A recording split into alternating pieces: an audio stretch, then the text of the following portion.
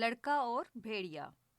پیارے بچوں، جھوٹ کبھی نہیں بولنا چاہیے کیونکہ جھوٹ کا انجام ہمیشہ برا ہوتا ہے۔ آج کی کہانی بھی ہمیں یہی سکھائے گی۔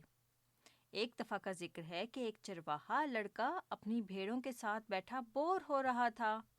وہ جنگل میں بیٹھا ہوا تھا اور اس نے شرارت سے چیخنا شروع کیا، بھیڑیا آ گیا، بھیڑیا آ گیا، بھیڑیا!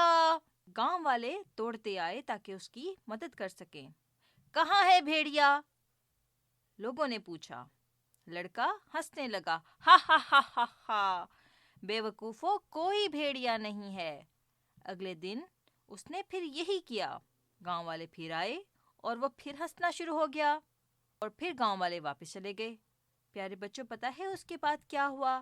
اسی شام کو واقعی بھیڑیا آ گیا۔ گرررر! لڑکا چیخا، مدد! بھیڑیا! واقعی بھیڑیا ہے! میری مدد کرو!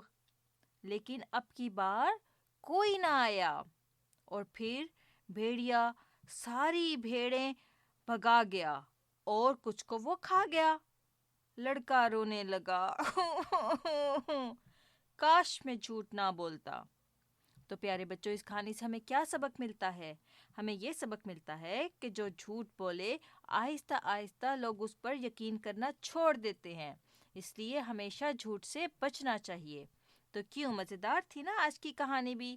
انشاءاللہ ہم پھر حاضر ہوں گے ایک اور اچھی سی کہانی کے ساتھ۔ تب تک کے لیے اللہ حافظ۔